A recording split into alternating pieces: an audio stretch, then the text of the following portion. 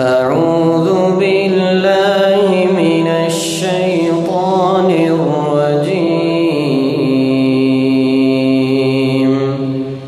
بسم الله الرحمن الرحيم. إن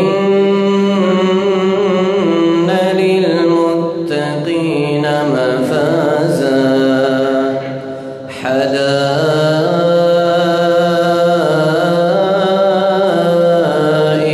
وأعنابا وكواعب أترابا وكأسا دهاقا لا يسمعون فيها لغوا ولا كذابا جزاء من ربك عطاء حسابا. رب السماوات والأرض وما بينهما الرحمن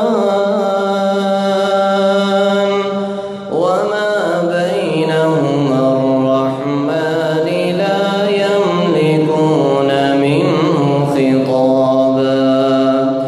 يوم يقوم الروح والملائكة صفا لا يتكلمون إلا من أذن له الرحمن وقال صوابا. ذلك اليوم الحق فمن شاء اتخذ إلى ربه مآبا. إنا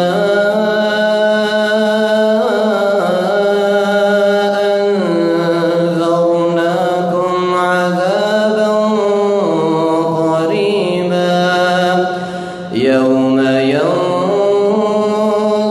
المرء ما قدمت يداه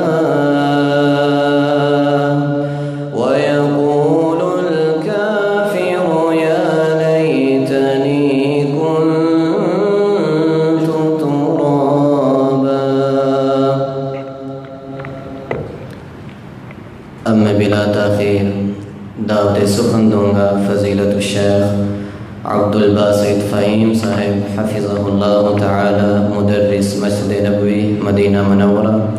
ان سے میں گزارش کروں گا کہ تشریف لائیں اور ہمیں پند و نصائح سے نوازیں. تشریف لاتے ہیں فضیلت الشیخ عبد الباسط فہیم صاحب حفظہ اللہ تعالی.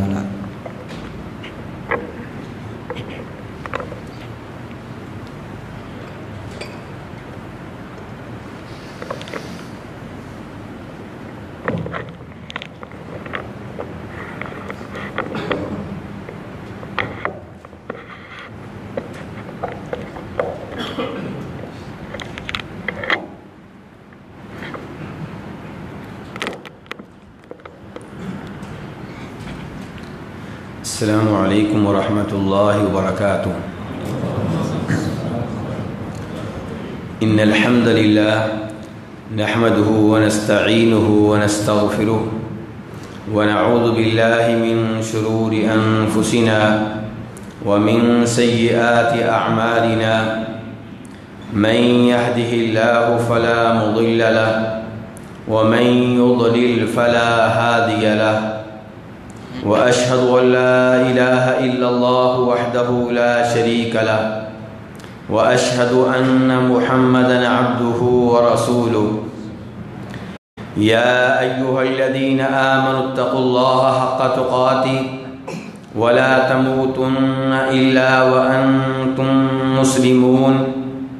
يا أيها الناس اتقوا ربكم الذي خلقكم من نفس واحدة وخلق منها زوجها وبث منهما رجالا كثيرا ونساء واتقوا الله الذي تساءلون به والأرحام إن الله كان عليكم رقيبا يا أيها الذين آمنوا اتقوا الله وقولوا قولا سديدا يصلح لكم أعمالكم ويغفر لكم ذنوبكم ومن يطع الله ورسوله فقد فاز فوزا عظيما أما بعد فإن خير الحديث كتاب الله وخير الهدي هدي محمد صلى الله عليه وسلم وشر الأمور محدثاتها وكل محدثة بدعة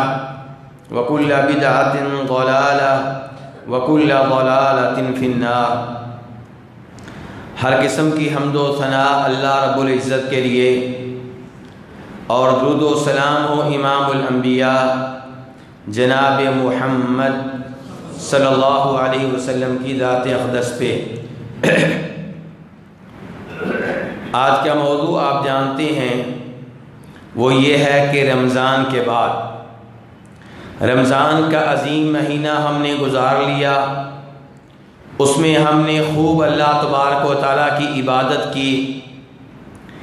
اب ہماری اس کے تعلق سے کیا ذمہ داریاں ہیں، ہمارے کیا اس کے تعلق سے احساسات ہونے چاہیے، یہ موضوع ہے۔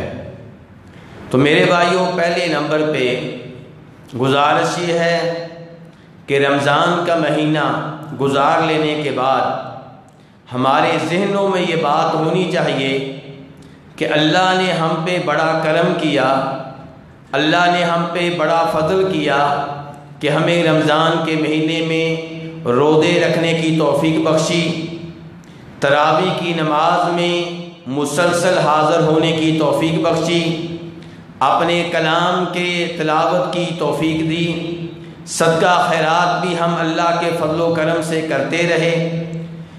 چونکہ یہ سب کچھ اللہ کا انعام ہے، اللہ کا کرم ہے، اس لیے ان تمام چیزوں کو اللہ رب العزت کی طرف منسوب کرنا چاہیے اور اس پہ اللہ کا شکر گزار ہونا چاہیے۔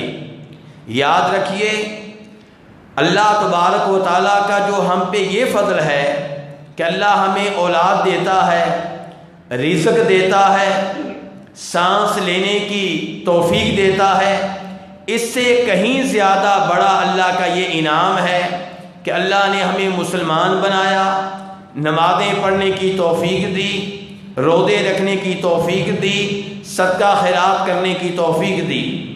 کیونکہ غذا کا تعلق، رزق کا تعلق ہمارے جسم سے ہے، اور یہ جو عبادت کی نعمت ہے اس کا تعلق ہماری روح سے ہے، اور روح کے اوپر جو اللہ کا انعام ہے اس کے اوپر اللہ کا زیادہ شکر ادا کرنا چاہیے۔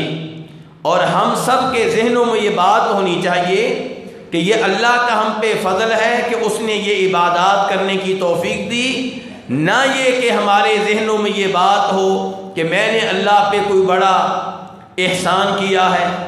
اللہ رب العزت فرماتے ہیں، یمنون علیک ان اسلموا قل لا تمنوا علی اسلامکم بل اللہ یمن علیکم ان ہداکم للایمان ان کنتم صادقین، کہ یہ آپ پہ احسان جتاتے ہیں کہ ہم مسلمان ہوئے، ہم نے آپ کا کلمہ پڑھا، ہم نے آپ کا دین قبول کیا۔ آپ ان کو صاف صاف بتا دیں تمہارا میرے اوپر کوئی احسان نہیں ہے، بلکہ میرے اللہ کا تمہارے اوپر احسان ہے کہ اللہ نے تم کو ایمان لانے کی توفیق بخشی، اللہ نے تمہیں توحید اپنانے کی توفیق دی۔ یہ اللہ کا تمہارے اوپر کرم ہے، اللہ کا تمہارے اوپر احسان ہے، تمہارا کوئی احسان نہیں ہے۔ اور روزے قیامت جنتی لوگ جنت میں کیا کہیں گے؟ کہیں گے الحمدللہ الذی ہدانا لہذا وما کننا لنہتدی لولا ان ہدانا اللہ، کہ آج ہم جنت میں موجود ہیں، جنت کی نعمتوں کے مزے اڑا رہے ہیں، جنت میں اللہ کے چہرے کا دیدار کرتے ہیں۔ یہ سب کچھ اللہ تبارک و تعالیٰ کا فضل ہے، اس کی توفیق ہے، اس نے ہدایت دی ہے، ورنہ اگر اللہ رب العزت ہم پہ فضل و کرم نہ کرتا تو ہم کبھی بھی ہدایت پانے والے نہ تھے، ہم کبھی بھی صراط مستقیم پہ گامزن ہونے والے نہ تھے۔ اللہ رب العزت ایک اور مقام پہ فرماتے ہیں وَلَوْلَا فَضْلُ اللَّهِ عَلَيْكُمْ وَرَحْمَتُهُ مَا زَكَى مِنْكُمْ مِنْ أَحَدٍ أَبَدًا وَلَكِنَّ اللَّهَ يُزَكِّي مَن يَشَاءُ، کہ اگر اللہ کا فضل نہ ہوتا، اللہ کی رحمت نہ ہوتی تو تم کبھی بھی گناہوں سے پاک صاف نہ رہ سکتے۔ یہ اللہ کا تمہارے اوپر فضل ہے، یہ اللہ کی رحمت ہے کہ اللہ نے تمہیں گناہوں سے پاک صاف رکھا ہے۔ تو نیکیوں کی توفیق دینا، برائیوں سے بچانا، یہ اللہ رب العزت کا کرم ہے۔ لا حول ولا قوت الا باللہ، کہ نیکیوں کی توفیق دینے والا بھی اللہ، گناہوں سے بچانے والا بھی اللہ۔ اللہ کے فضل و کرم کے بغیر یہ سب کچھ ممکن نہیں ہے۔ اس لیے رمضان میں جو بھی روزے رکھے، جو بھی تلاوت کر سکے، جو بھی صدقہ خیرات ہو سکا، اس سب کو اللہ کی طرف منسوب کیا جائے، اور جب بھی یاد آئے تو بے اختیار کہا جائے الحمدللہ، کہ یا اللہ میں تیری حمد و ثنا بیان کرتا ہوں، تیرا شکر ادا کرتا ہوں کہ تو نے مجھے اس بات کی توفیق بخشی۔ اس کے ساتھ ساتھ دوسرے نمبر پہ ہمیں یہ احساس رکھنا چاہیے کہ ہم رمضان کا حق ادا نہیں کر سکے، تقصیر ہم سے ہوئی، کوتاہیاں ہوتی رہیں، جس طرح روزے رکھنے چاہیے تھے ویسے ہم نہیں رکھ سکے۔ روزہ صرف اس چیز کا نام نہیں تھا کہ آپ فجر سے لے کے مغرب تک کھانے پینے سے دور رہیں، بیگم سے دور رہیں۔ روزہ آنکھوں کا بھی ہوتا ہے، روزہ کانوں کا بھی ہوتا ہے، روزہ ہاتھوں کا بھی ہوتا ہے، لیکن ہم آنکھوں کے ساتھ وہ کام کرتے رہے جو حرام تھے، نگاہوں کے ذریعے ہم وہ کچھ کرتے رہے جو اللہ تبارک و تعالیٰ کی طرف سے ممنوع تھا، اور کانوں کے ذریعے ہم وہ چیزیں سنتے رہے جن کے سننے کی اللہ تبارک و تعالیٰ کی طرف سے اجازت نہیں تھی۔ شرکیہ الفاظ، گانے، بے حیائی پہ مشتمل کلام، یہ سب کچھ ہم سنتے رہے۔ ہاتھوں کے ساتھ ہم کئی ایسی حرکتیں کرتے رہے جو ہمارے لیے جائز نہیں تھی۔ تو اس لیے ہم سب کو یہ معلوم ہونا چاہیے کہ ہم روزے کا حق ادا نہیں کر سکے۔ پیارے حبیب علیہ الصلوۃ والسلام نے فرمایا تھا من لم یدع قول الزور والعمل به فلیس للہ حاجۃ فی ان یدع طعامہ وشرابہ، کہ جو روزے کے دوران جھوٹ سے پرہیز نہیں کرتا، جھوٹی گواہیوں سے پرہیز نہیں کرتا، جھوٹے کاموں سے دور نہیں رہتا، اللہ تبارک و تعالیٰ کو اس کے بھوکا پیاسا رہنے کی کوئی حاجت نہیں ہے۔ تو یہ ہمیں معلوم ہونا چاہیے کہ روزے ہم نے رکھے، تراویح کی نماز ادا کرتے رہے، تلاوت کرتے رہے، صدقہ خیرات کرتے رہے، لیکن حق یہ ہے کہ حق ادا نہیں ہو سکا۔ تو یہ ہم میں سے ہر ایک کے ذہن میں بات ہونی چاہیے۔ عبادت کا غرور کہ میں نے اتنے دن اعتکاف کیا، عبادت کا غرور کہ میں نے اتنی بار قرآن پاک ختم کیا، یہ نہایت خطرناک ہے، یہ ہماری نیکیوں کو تباہ و برباد کر سکتا ہے۔ عبادت کے غرور کی بجائے یہ عاجزی اور تواضع ہونی چاہیے کہ اللہ رب العزت سے کہا جائے کہ یا اللہ مجھے معلوم ہے کہ میں حق ادا نہیں کر سکا۔ اور یہی کچھ ہمیں نبی علیہ الصلوۃ والسلام کے اسوہ سے، نمونہ سے معلوم ہوتا ہے۔ جناب ثوبان رضی اللہ عنہ فرماتے ہیں کہ نبی علیہ الصلوۃ والسلام جب سلام پھیرتے تو 3 بار کہا کرتے تھے استغفر اللہ، استغفر اللہ، استغفر اللہ۔ کیوں؟ عبادت کی ہے، گھر سے وضو کر کے آئے ہیں، عبادت کے لیے ٹائم نکالا ہے اور بڑی محنت کی ہے، اس کے بعد الحمدللہ کی بجائے کیا کہہ رہے ہیں؟ استغفر اللہ۔ یہ اس بات کا اعتراف ہے کہ یا اللہ جس انداز میں عبادت کرنی چاہیے تھی اس انداز میں عبادت نہیں کر سکا، مجھے معلوم ہے کہ اس میں بڑی کوتاہیاں تھیں، بڑی کمیاں تھیں، یا اللہ اس لیے میں تجھ سے معافی مانگتا ہوں، استغفار کرتا ہوں، توبہ کرتا ہوں، تو مجھے معاف کر دے۔ حج کتنی عظیم عبادت ہے، نبی علیہ الصلوۃ والسلام فرماتے ہیں جو بیت اللہ کا حج کرے اور حج کے دوران بیگم سے تعلقات قائم کرنے سے اجتناب کرے، فسق و فجور سے دور رہے، کسی سے لڑائی جھگڑا نہ کرے، تو حج کے بعد ایسے ہوگا جیسے اس دن گناہوں سے پاک صاف تھا جس دن وہ پیدا ہوا تھا۔ لیکن قرآن پاک ہم سے کیا مطالبہ کر رہا ہے؟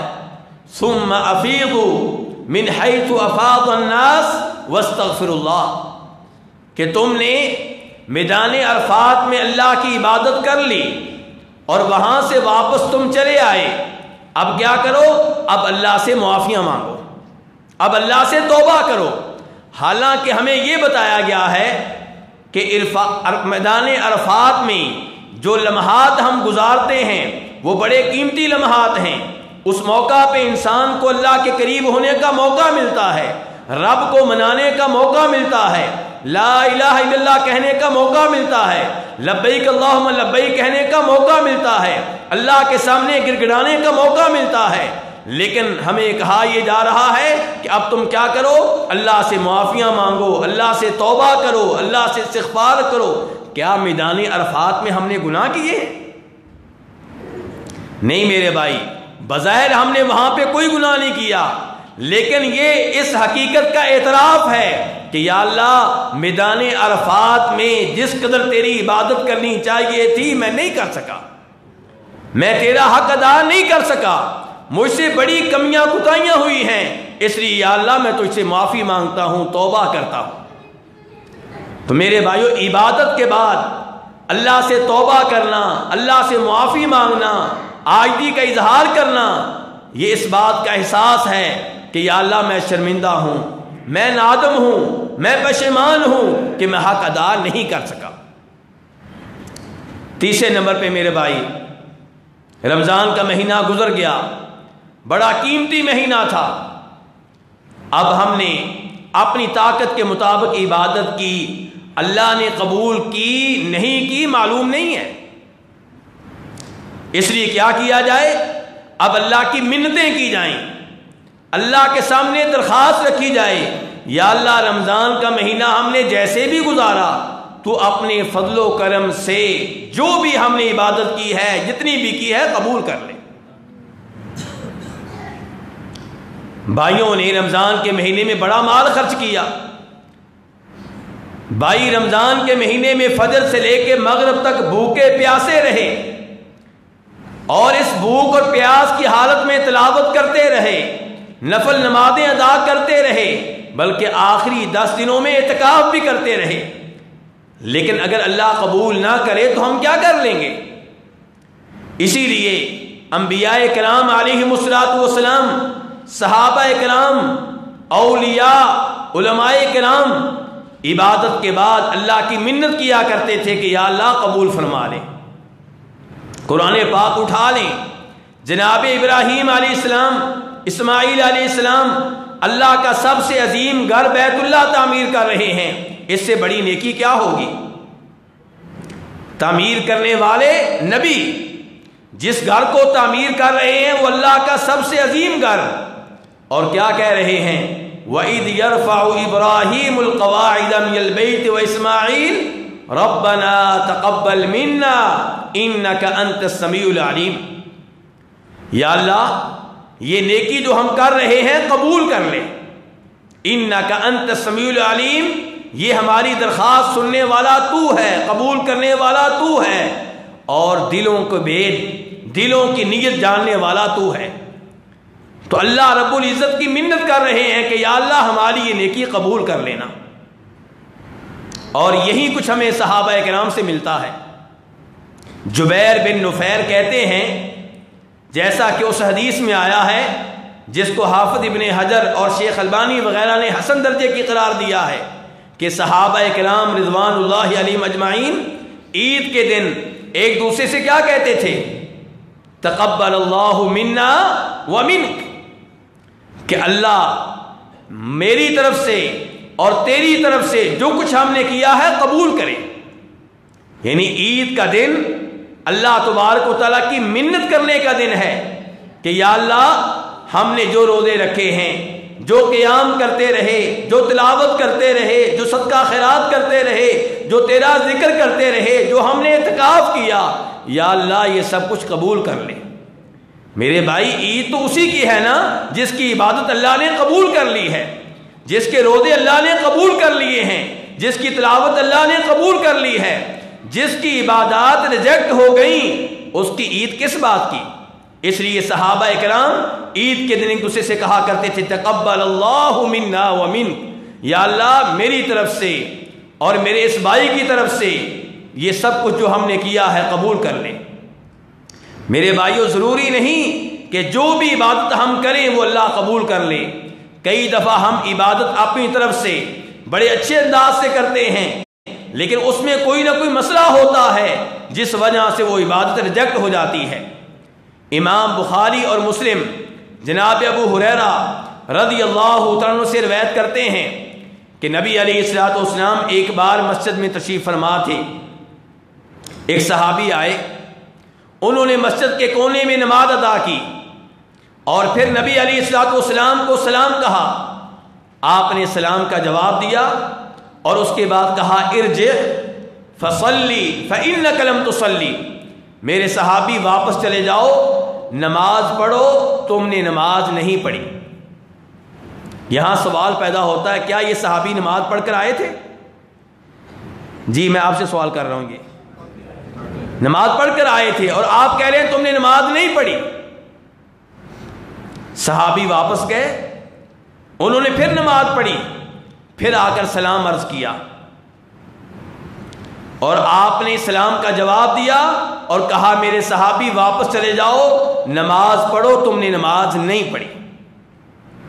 غور کیجئے، یہ نماز پڑھنے والے کون ہیں؟ صحابی ہیں۔ صحابی بزرگ ہوتے ہیں، ولی ہوتے ہیں۔ نبی علیہ الصلوۃ والسلام کو انہوں نے ایمان کی حالت میں، اسلام کی حالت میں دیکھا ہے، یہ کوئی معمولی اعزاز نہیں ہے، اور آپ کو نمازیں پڑھتے ہوئے بھی دیکھا ہے۔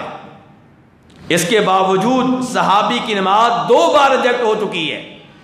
صحابی تیسری بار نماز پڑھتے ہیں، پھر واپس آتے ہیں، سلام کہتے ہیں اور آپ سلام کا جواب دیتے ہیں اور پھر کہتے ہیں کہ میرے صحابی واپس جاؤ، نماز پڑھو، تم نے نماز نہیں پڑھی۔ میرے بھائی، صحابی نے کتنی بار سلام کہا ہے؟ کیا صحابی مسجد سے باہر چلے گئے تھے؟ مسجد میں موجود تھے اور پھر بار بار سلام کہہ رہے ہیں۔ اس سے بھی سبق حاصل کریں۔ ہم بار بار سلام نہیں کہتے، جبکہ اسلام کی تعلیمات کیا ہے؟ افشوا السلام، سلام کو عام کرو۔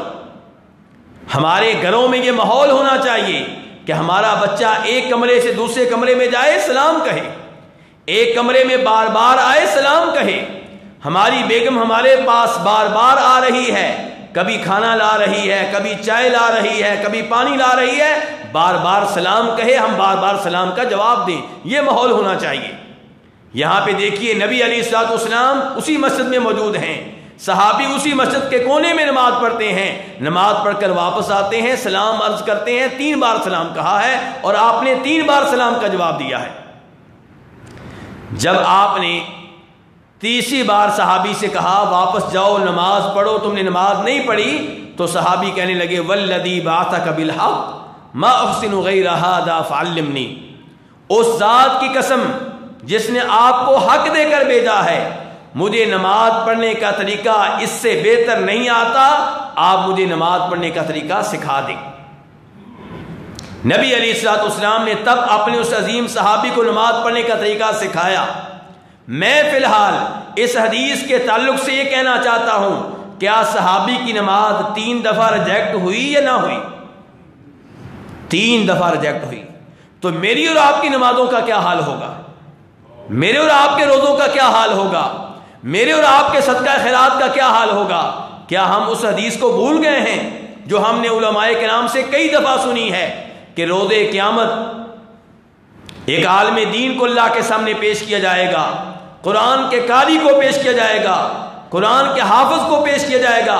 اللہ تعالیٰ کہیں گے میں نے تیرے اوپر بہت بڑا انعام کیا تھا، تجھے قرآن کی دولت سے نوازا تھا، بتا تو نے اس دولت کے تعلق سے، اس نعمت کے تعلق سے میرا حق کیا ادا کیا؟ کہے گا یا اللہ ساری زندگی تیرا قرآن پڑھنے میں گزار دی، تیرا دین لوگوں کو سکھانے میں گزار دی۔ اللہ تعالیٰ کیا کہیں گے؟ کذبتا۔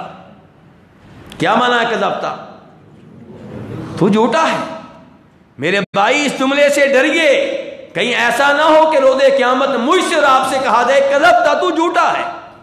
ہم کہیں یا اللہ ہم نے بڑے روزے رکھے، یا اللہ کئی دفعہ اعتکاف کیا، رمضان کے عمرے کیے، اور جواب آئے کذبتا، تو جھوٹا ہے، کیونکہ تو نے یہ سب کچھ میرے لیے نہیں کیا۔ قرآن کے قاری سے کہا جائے گا تو تلاوت کرتا رہا، لوگوں کو قرآن سکھاتا رہا، درس دیتا رہا، لیکن مجھے راضی کرنے کے لیے نہیں، لوگوں کو راضی کرنے کے لیے، لوگوں سے شاباش لینے کے لیے، لوگوں سے خراج تحسین وصول کرنے کے لیے۔ یہ سب کچھ تجھے دنیا میں مل گیا، یہاں پہ تمہارے لیے کچھ نہیں ہے۔ اور میرے وہ بھائی جنہوں نے رمضان کے مہینے میں اللہ کی راہ میں خرچ کیا اور اب بھی خرچ کر رہے ہیں، ان کو معلوم ہوگا کہ روز قیامت اللہ کے سامنے تاجر کو، اللہ کی راہ میں مال لٹانے والے کو حاضر کیا جائے گا۔ اللہ اس سے پوچھیں گے تجھے میں نے مال دیا تھا، بتا تو نے کیا کیا، میرا حق ادا کیا یا نہیں کیا؟ کہے گا یا اللہ تیرے دین کا کون سا شعبہ ہے جہاں پہ میں نے مال خرچ نہیں کیا؟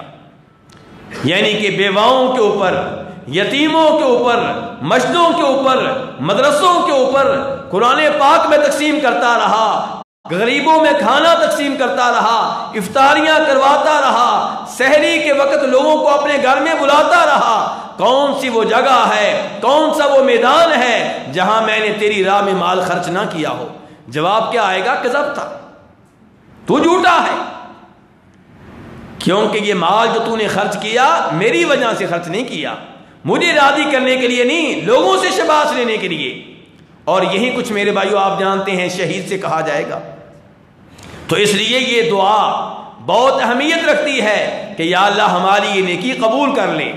امام ترمذی رحمہ اللہ روایت کرتے ہیں جناب عائشہ رضی اللہ تعالی عنہا سے، وہ فرماتی ہیں کہ میں نے ایک بار نبی علیہ الصلوۃ والسلام سے سوال کیا قرآن پاک کی آیت کے بارے میں۔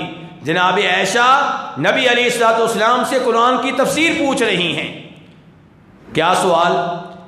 کہ اے اللہ کے رسول، اللہ تعالیٰ قرآن پاک میں کہتے ہیں والذین یؤتون ما آتوا وقلوبهم وجلہ انہم الی ربہم راجعون۔ اللہ تعالیٰ کہہ رہے ہیں کہ وہ لوگ جو دیتے ہیں، جو بھی دیتے ہیں، اس حال میں دیتے ہیں کہ ان کے دل خوف زدہ ہوتے ہیں، ڈر رہے ہوتے ہیں، کانپ رہے ہوتے ہیں۔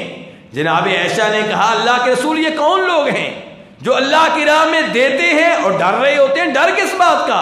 کیا یہ چور ہیں، یہ بدکار ہیں، یہ شرابی ہیں، کون ہیں؟ یہ سوال کس نے کیا ہے؟ جناب عائشہ نے نبی علیہ الصلوۃ والسلام سے۔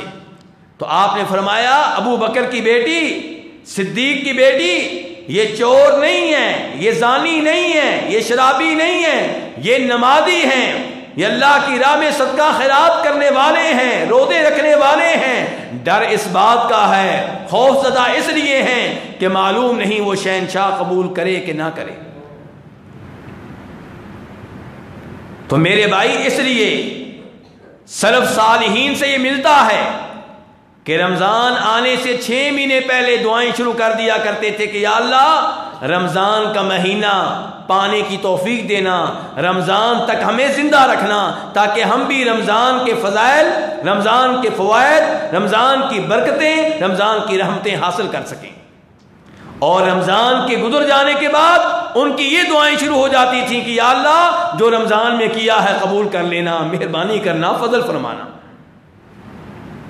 میرے بھائیوں رمضان کے تعلق سے چوتھی بات یہ کرنا چاہوں گا کہ رمضان میں ہم نے عبادات کی ہیں اللہ کے لیے، کیا وہ اللہ شوال کے مہینے میں موجود ہے یا نہیں؟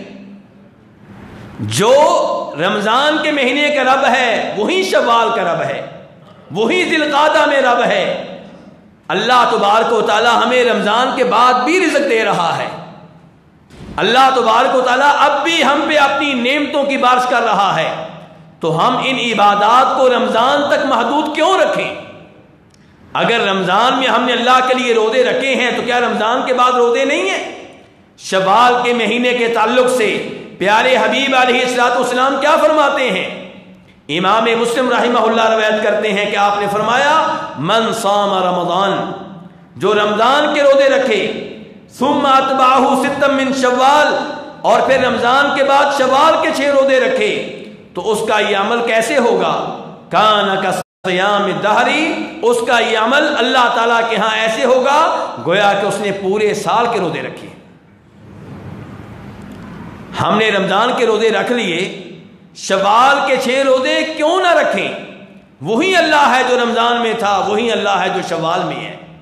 جس اللہ کو راضی کرتے رہے رمضان کے مہینے میں، اسی اللہ کو شوال کے مہینے میں بھی راضی کرنا ہے، اور یہ عظیم فضیلت لینی ہے۔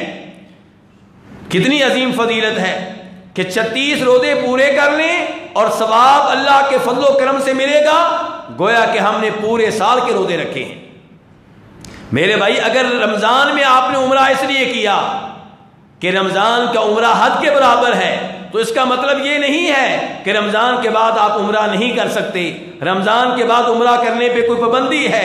نبی علیہ الصلوۃ والسلام کا فرمان ہے، نسائی شریف کی حدیث ہے، آپ فرماتے ہیں تابعوا بین الحج والعمرہ، مسلسل عمرے کرتے رہا کرو، مسلسل حج کرتے رہا کرو، حج کے بعد عمرہ، عمرے کے بعد حج، حج کے بعد پھر حج، عمرے کے بعد پھر عمرہ۔ فرمایا فَإِنَّهُمَا يَنْفِيَانِ الْفَقْرَ وَالذُّنُوبَ، اس سے کیا ہوتا ہے؟ بار بار عمرہ کرنے سے، بار بار حج کرنے سے تمہاری غربت ختم ہوتی ہے اور تمہارے گناہ ختم ہوتے ہیں۔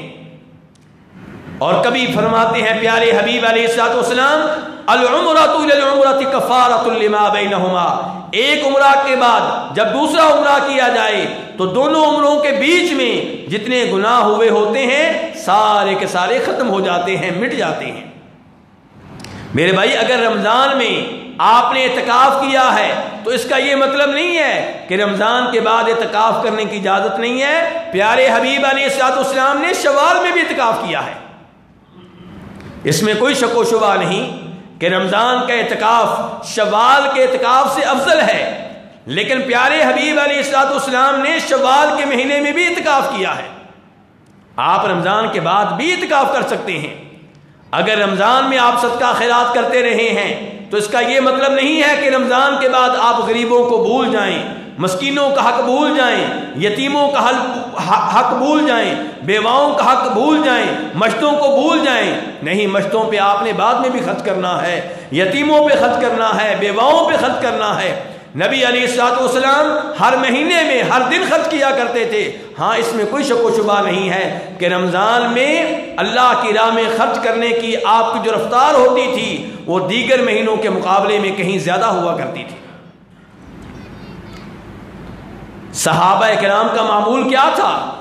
نبی علیہ الصلوۃ والسلام کو اللہ نے حکم کیا دیا ہے؟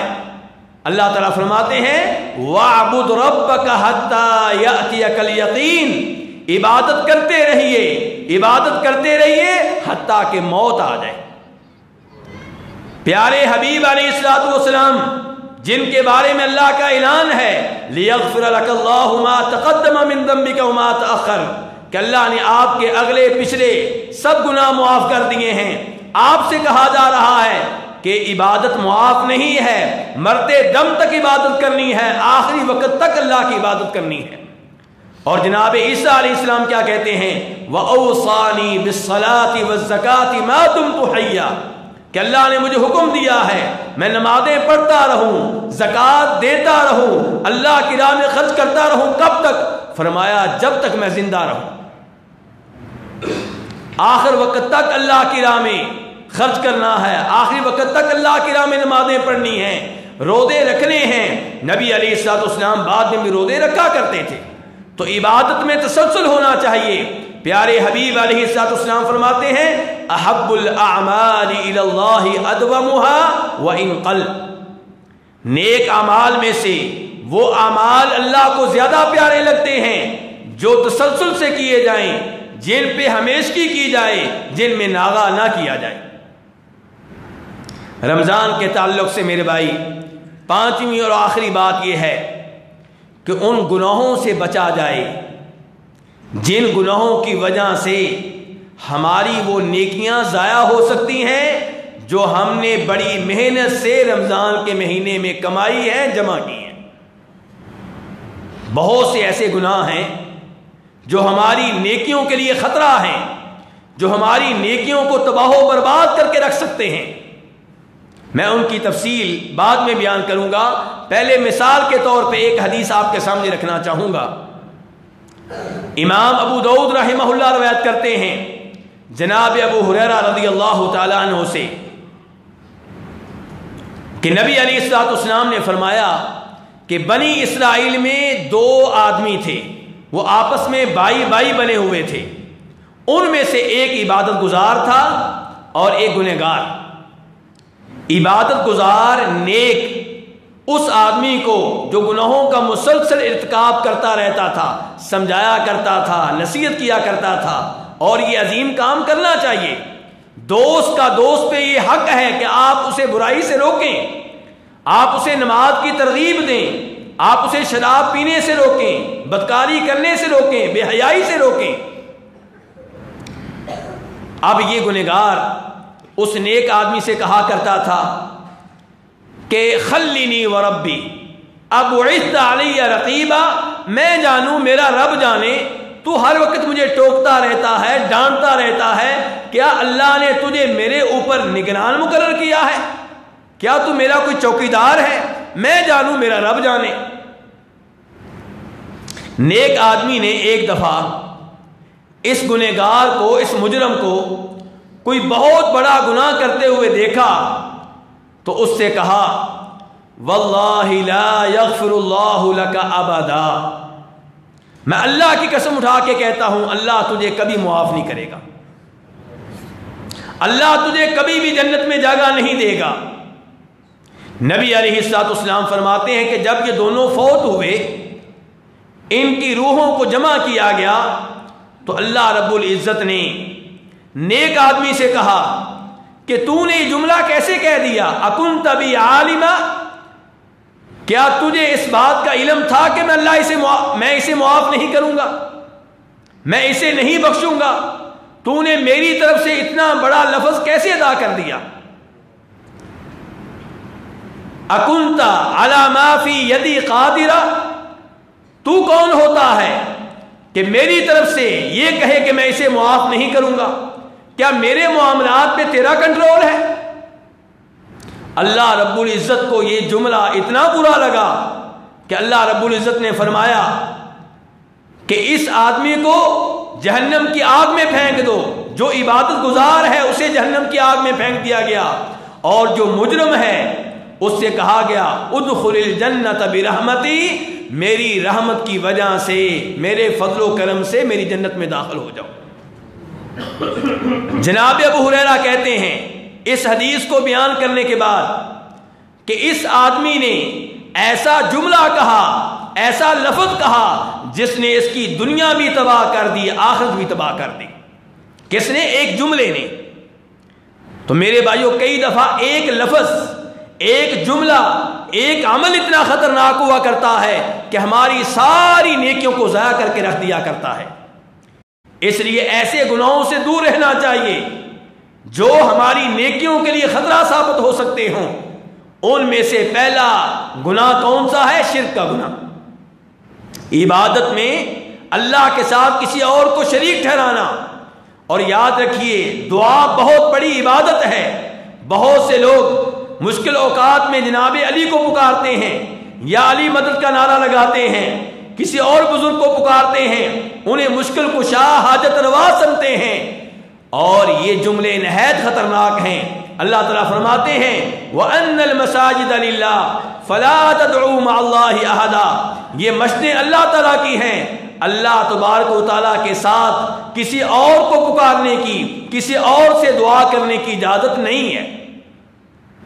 اب جب دعا عبادت ہے، اس عبادت میں آپ اللہ کے ساتھ کسی اور کو شریک کریں گے تو پھر آپ گناہ کا جرم جو ہے وہ کر رہے ہیں، اور اللہ تعالیٰ فرماتے ہیں انبیاء کرام علیہم الصلوۃ والسلام کے بارے میں کہ وَلَوْ أَشْرَكُوا لَحَبِطَ عَنْهُمْ مَا كَانُوا يَعْمَلُونَ کہ اگر وہ بھی شرک کرنے والے ہوتے تو ان کے بھی نیک اعمال ضائع ہو جاتے، میں اور آپ کیا حیثیت رکھتے ہیں؟ اللہ تعالیٰ آخری نبی جناب محمد رسول اللہ صلی اللہ علیہ وسلم کو مخاطب کر کے کہتے ہیں لَإِنْ أَشْرَكْتَ لَيَحْبَطَنَّ عَمَلُكَ اگر آپ سے بھی شرک سرزد ہو جائے تو آپ کی بھی ساری نیکیاں ضائع ہو جائیں گی۔ حالانکہ نبی علیہ الصلوۃ والسلام کی طرف سے شرک کا کوئی خطرہ نہیں ہے، لیکن اللہ نے آپ کو مخاطب کر کے یہ الفاظ کہے اور مجھے اور آپ کو وارننگ دے دی کہ اس معاملے میں کسی کے لیے کوئی معافی نہیں ہے۔ اگر نبی یہ کام کریں گے تو ان کے لیے معافی نہیں ہے، بعد والے لوگ اس سے عبرت حاصل کریں۔ اللہ رب العزت قرآن حکیم میں کہتے ہیں ان کے بارے میں جنہوں نے نبی علیہ السلام کی زندگی میں بیت اللہ تعمیر کیا تھا، جو بیت اللہ کے متولی تھے، جو حاجیوں کی خدمت کرنے والے تھے، جو طواف کرنے والے تھے، جو حج کرنے والے تھے کہ ما کان للمشرکین ان یعمروا مساجد اللہ شاہدین علی انفسہم بالکفر اولئک حبطت اعمالہم وفی النار ہم خالدون کہ یہ مشرک ان کو زیب نہیں دیتا کہ یہ اللہ کی مسجدوں کو آباد کریں، یہ اللہ کے گھر تعمیر کریں۔ کیوں؟ کیونکہ یہ شرک کرنے والے ہیں۔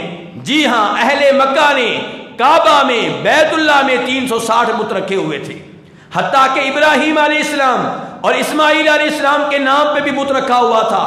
تو جب یہ حرکتیں کی جا رہی ہوں پھر آپ یہ سمجھے کہ اللہ آپ پہ راضی ہو جائے گا۔ اللہ تعالیٰ کہتے نہیں، اگر تم نے کوئی اچھا کام کیا ہے تو وہ بھی ضائع، اور ایسے لوگ ہمیشہ ہمیشہ جہنم میں رہیں گے۔ امام مسلم رحمہ اللہ روایت کرتے ہیں جناب عائشہ رضی اللہ تعالیٰ عنہا سے، جناب عائشہ کہتی ہیں میں نے ایک دفعہ اللہ کے رسول سے سوال کیا، اللہ کے رسول ابن جدعان، کیا نام لیا میں نے کہ ابن جدعان ہے اللہ کے رسول زمانہ جاہلیت میں، زمانہ کفر میں بہت خرچ کیا کرتا تھا، مسکینوں کی بڑی خدمت کیا کرتا تھا، انہیں کھانے کھلایا کرتا تھا، صلہ رحمی کیا کرتا تھا۔ فَهَلْ ذَاكَ نَافِعُهُ کیا ان نیکیوں کا اسے کوئی فائدہ ہوگا؟ فرمایا پیارے حبیب علیہ السلام نے بالکل اسے کوئی فائدہ نہیں ہوگا۔ تو میرے بھائیو، شرک اور کفر یہ ایسی چیز ہے جس سے ساری نیکیاں ضائع ہو جاتی ہیں، اس لیے شرک سے اجتناب کیا جائے۔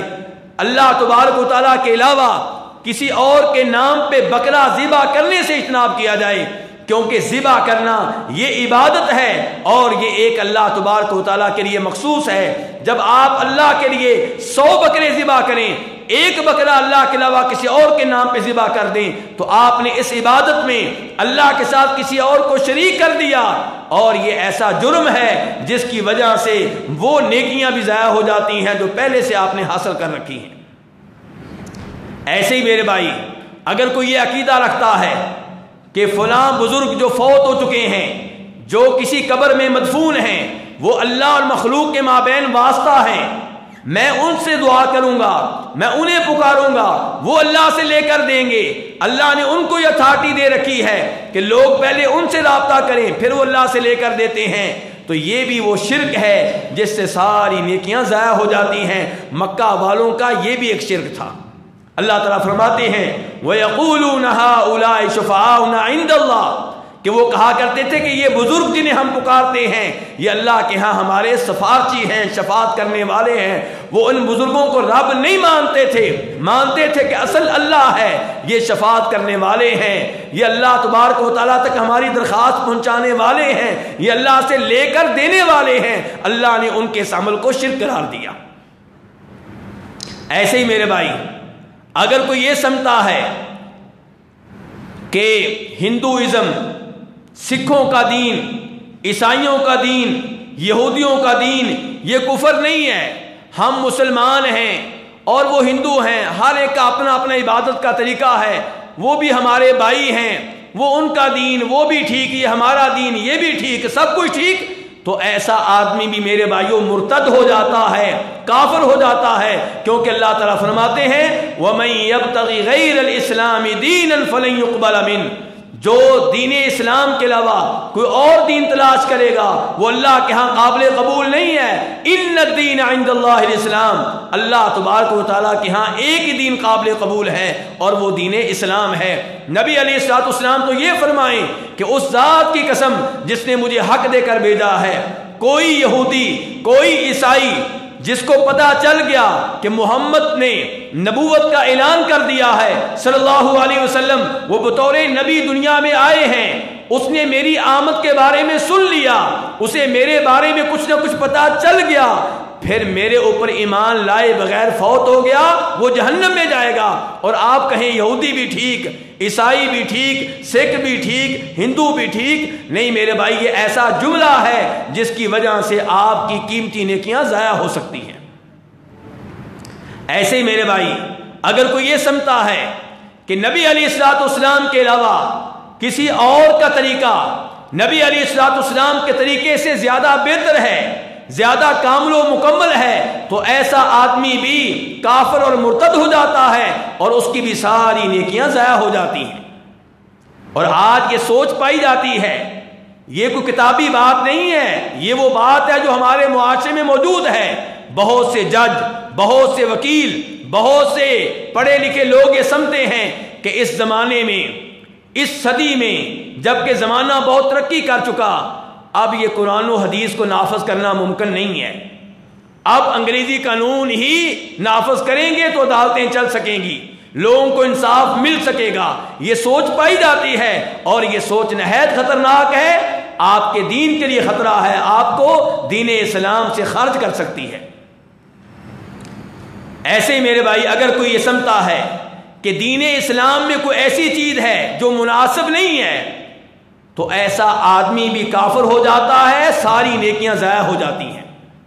مثال کے طور پہ نماز کو ناپسند کرتا ہے، روزوں کو ناپسند کرتا ہے، اور ایسے تو کئی لوگ آپ کو مل جائیں گے جو قربانی کو ناپسند کرتے ہیں، جی جانور ذبح کیے جا رہے ہیں اور اتنا مال ضائع ہوتا ہے، ناجائز خون بہتا ہے، اس سے بہتر یہ ہے کہ کسی لڑکی کی شادی میں آپ حصہ لے لیں، بڑی یتیم بچیاں بیٹھی ہوئی ہیں، ان کو جہیز کا سامان لے کر دے دیں، یہ سوچ پائی جاتی ہے، اور یہ سوچ آپ کے دین کے لیے خطرہ ہے۔ یعنی کہ جو چیز اللہ نے نازل کی، جس چیز کو اللہ نے دین قرار دیا، آپ اس سے بغض رکھیں، اسے نامناسب قرار دیں، اسے ناپسند کریں، میرے بھائی یہ کفریہ سوچ ہے، اس کی وجہ سے آپ کی ساری نیکیاں ضائع ہو سکتی ہیں۔ یہی کچھ کئی لوگ عمرے کے بارے میں سوچتے ہیں، جی یہ بار بار عمرہ کرنا، بار بار عمرے پہ جانا، اس کی بجائے آپ کے محلے میں بچیاں ہیں ان کی شادی کر دیں، یتیم بچے ہیں ان کی آپ سرپرستی کریں۔ یعنی کہ لوگوں کو عمرے سے روکنے کی کوشش کی جاتی ہے۔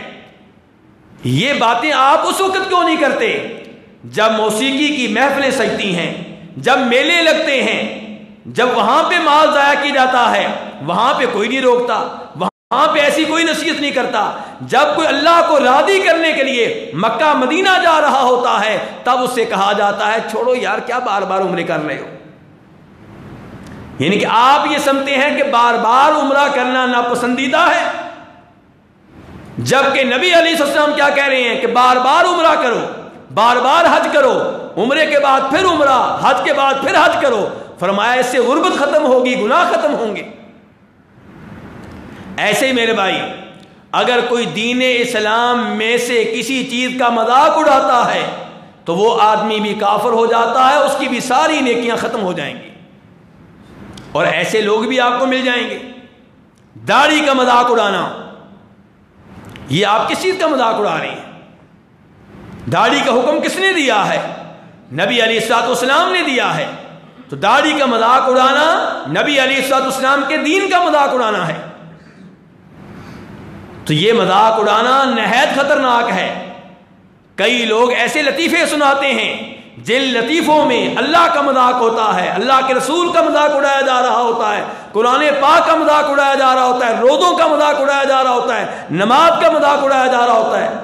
اللہ تعالیٰ فرماتے ہیں قل اب اللہ وآیاتہ ورسولہ کنتم تستہزئون، تمہیں مذاق اڑانے کے لیے اللہ ملا ہے، اللہ کے رسول ملے ہیں، اللہ کی آیتیں ملی ہیں، لا تعتذروا، اب بہانے نہ کرو، یہ نہ کہو جی ہم وقت گزار رہے تھے، مذاق تم نے اڑایا ہے اور یہ تمہارا کام کفریہ کام ہے، ایمان لانے کے بعد تم کافر ہو چکے ہو۔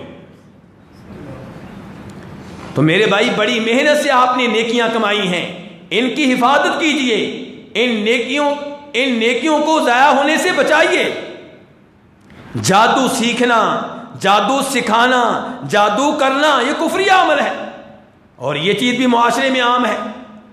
اللہ تعالیٰ فرماتے ہیں وَاتَّبَعُوا مَا تَتْلُو الشَّيَاطِينُ عَلَى مُلْكِ سُلَيْمَانَ وَمَا كَفَرَ سُلَيْمَانُ وَلَكِنَّ الشَّيَاطِينَ كَفَرُوا يُعَلِّمُونَ النَّاسَ السِّحْرَ۔ جادو سکھانا اس کو اللہ تعالیٰ کفر قرار دے رہے ہیں، اور ہمارے دائیں بائیں عام اشتہار لگے ہیں کہ ہمارے پاس آئیے کالے علم کے ماہر۔ تو یہ سب کچھ کیا ہے؟ جادو کے لیے آپ کو بلایا جا رہا ہے، اور آپ میں سے کئی لوگ جاتے ہیں، جبکہ یہ کفریہ عمل ہے۔ میرے بھائی ایسے ہی یہ سوچ رکھنا کہ دنیا میں کوئی ایسا آدمی بھی ہے جس کو معافی ہے، نمازیں نہ پڑھے، روزے نہ رکھے، کیا کہتے ہیں جی پہنچ گیا ہے۔ کیا ہو گیا ہے؟ پہنچ گیا ہے۔ اب اس کو نمازیں پڑھے نہ پڑھے کوئی مسئلہ نہیں ہے، تلاوت کرے نہ کرے کوئی مسئلہ نہیں ہے، لباس پہنے ننگا رہے کوئی مسئلہ نہیں ہے۔ یہ سوچ بھی نہایت خطرناک ہے۔ کوئی ایسا انسان نہیں ہے جس کی عقل کام کرتی ہو اور اسے شریعت کی طرف سے معافی ہو۔ ہر انسان شریعت کا مکلف ہے جب تک اس کی عقل کام کر رہی ہے۔ تو یہ سوچ رکھنا کہ کوئی بزرگ اتنے پہنچ گئے ہیں کہ انہیں اب شریعت کی طرف سے معافی مل گئی ہے، یہ بھی کفریہ سوچ ہے۔ نبی علیہ الصلوۃ والسلام معراج کے لیے اوپر گئے، اللہ کا کلام سنا، اتنا بڑا اعزاز ملا، اتنی بڑی سعادت ملی، پھر بھی آپ کو معافی نہیں ملی، آپ آخری وقت تک شریعت کے مکلف رہے۔ تو پھر اور کون ہو سکتا ہے جو شریعت کا مکلف نہ رہے؟ تو اس لیے میرے بھائیوں یہ چند چیزیں ہیں جن کی طرف میں نے اشارہ کیا ہے۔ ہمیں چاہیے کہ اپنی ان نیکیوں کی حفاظت کریں۔ اور آج کل کا زمانہ آپ جانتے ہیں، سکولوں میں کالجوں میں کیا سکھایا جا رہا ہے بچوں کو؟ لبرلزم، اسلام کے خلاف باتیں سکھائی جا رہی ہیں، قرآن کے خلاف، نبی علیہ الصلوۃ والسلام کے خلاف۔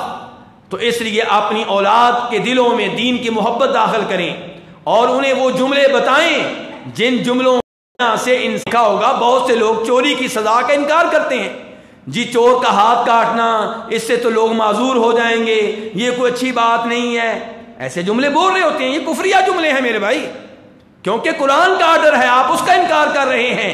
اللہ نے آرڈر دیا، آپ اس کا انکار کر رہے ہیں۔ تو کہاں گیا اللہ پہ ایمان لانا؟ کہاں گیا قرآن پہ ایمان لانا؟ اللہ رب العزت سے دعا ہے کہ وہ ہمیں اپنی نیکیوں کی حفاظت کرنے کی توفیق عنایت فرمائے، اور ہمیں ان عبادات پہ گامزن رہنے کی توفیق عنایت فرمائے جن کا آغاز ہم نے رمضان میں کیا ہے، جن کی ابتدا ہم نے رمضان میں کی ہے۔ اور اللہ تعالی ہمیں اس بات کی توفیق دے کہ ہم زیادہ سے زیادہ رمضان کے بعد بھی اللہ کی عبادت کر سکیں۔ اللہ رب العزت جو ہم نے سنا ہے اس پہ عمل کرنے کی توفیق عنایت فرمائے، اور جو کمیاں کوتاہیاں ہم سے رمضان میں ہوئی ہیں یا اب ہو رہی ہیں اللہ تعالی ہمیں معاف فرمائے۔ وصلی اللہ تعالی علی نبیہ محمد وآلہ وصحبہ اجمعین۔ کسی بھائی کا سوال ہو تو کر سکتے ہیں جی۔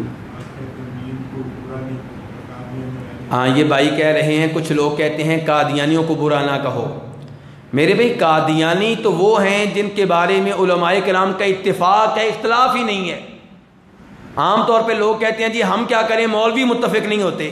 یہاں تو مولوی متفق ہو گئے ہیں کہ قادیانی کافر ہیں، مسلمان نہیں ہیں۔ اب پبلک میں سے کوئی اختلاف کرے تو عجیب بات ہے۔ تو قادیانیوں کو بھائی قرار دینا غلط، اور ایسے ہی قبروں کو سجدہ کرنا وہ بھی غلط، دونوں کام غلط ہیں۔ یہاں میں یہ وضاحت کر دوں، آج کل یہ سوال میرے پاس بہت زیادہ آیا ہے کہ جی قبروں کو سجدہ کرنا، کسی مزار کی چوکھٹ پہ سجدہ کرنا کیسا ہے؟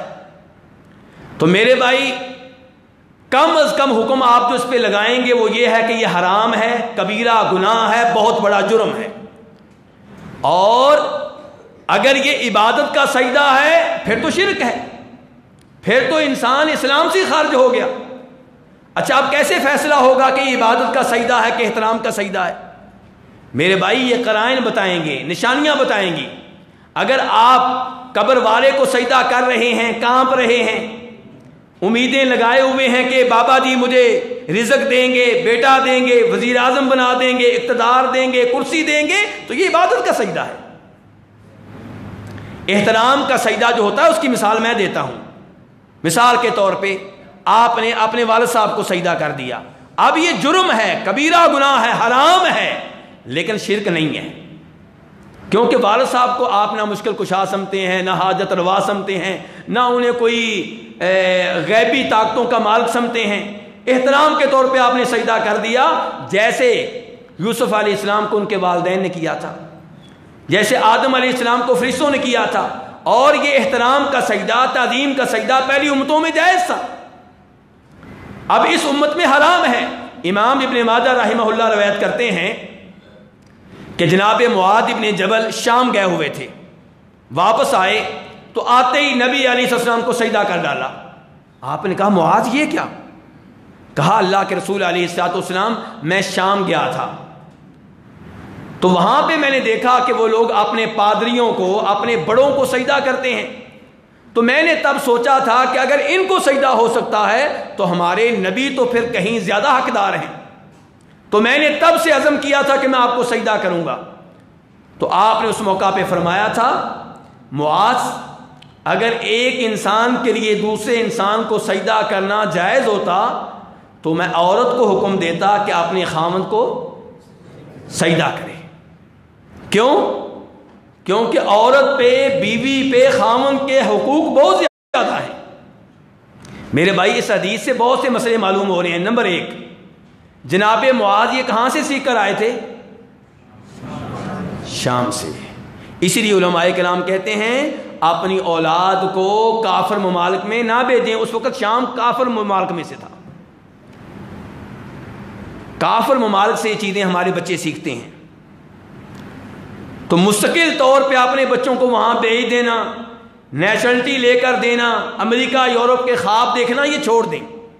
مسلمان ملک میں رہیں، پریشانیاں ہیں، امن و امان کے مسائل ہیں، رزق کے مسائل ہیں، دین کی خاطر صبر کریں۔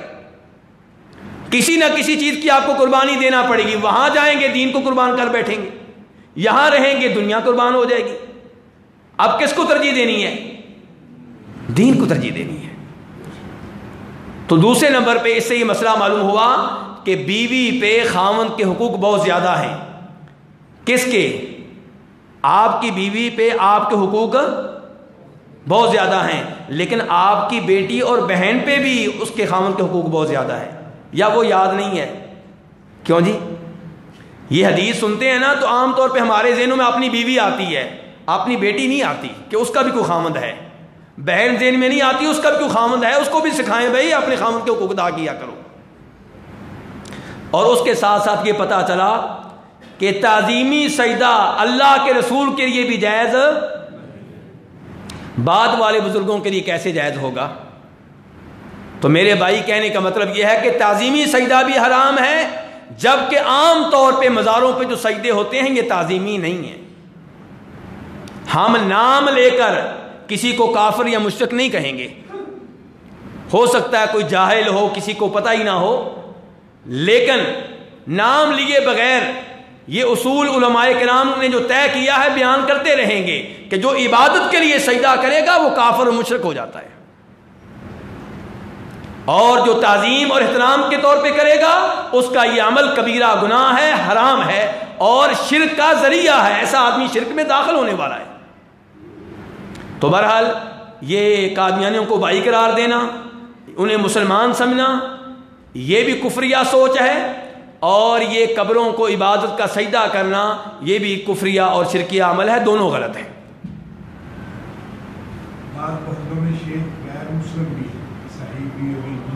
جی تہوار میں وہ بیچتے جی مسایہ کر کے لوگ کہتے ہیں مسایہ اس کا حق ہے، ہم کھاتے نہیں لیکن لے لیتے ہیں۔ جی یہ کافروں سے، عیسائیوں سے ان کے تہوار کے موقع پہ گفٹ وغیرہ لے لینا یہ غلط ہے، بالکل غلط ہے۔ میرا اور آپ کا فرض کیا ہے کہ ہم اس کو کہیں کہ جو تم تہوار منا رہے ہو یہ غلط ہے، یہ چھوڑ دو، توبہ طیب ہو جاؤ، دین اسلام قبول کر لو، اپنا مذہب چھوڑ دو۔ ہم اس سے تحفہ لے کر اس کی حوصلہ افزائی کر رہے ہیں، ہم کہہ رہے ہیں جی جو تم کام کر رہے ہو بالکل صحیح ہے، اس کو اس موقع پہ گفٹ دینا، تحفہ دینا، نوکرانی جو آپ کے گھر میں کام کرتی ہے عیسائی عورت، کرسمس ڈے کے موقع پہ اسے کپڑے دینا، تحفے دینا، پیسے دینا، یہ غلط ہے بالکل۔ یہ آپ اس سے کہنا چاہتے ہیں کہ جو تمہارا دین ہے بالکل صحیح ہے، میں بھی تعاون کر رہا ہوں۔ ہاں اگر آپ نے اس سے تعاون کرنا ہے کسی اور موقع پہ کر دیں، جب کوئی تہوار نہ ہو، اس کی بچی کی شادی ہو رہی ہے، ٹھیک ہے آپ تعاون کر دیں، کوئی مسئلہ نہیں۔ لیکن یہ کفریہ تہوار، یہ کرسمس ڈے، یہ دیوالی، اور کیا ہوتا ہے ہندوؤں کا ایک اور کیا ہوتا ہے جی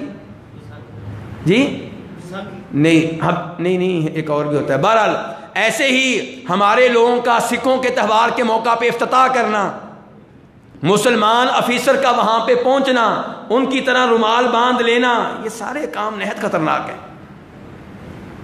یہ ہم کو بیچارہ سمجھتے ہیں کہ مولوی بیچارے ان کو دنیا کا پتہ نہیں، اور ہم ان کو بیچارہ سمجھتے ہیں کہ اپنی آخرت تباہ و برباد کر رہے ہیں۔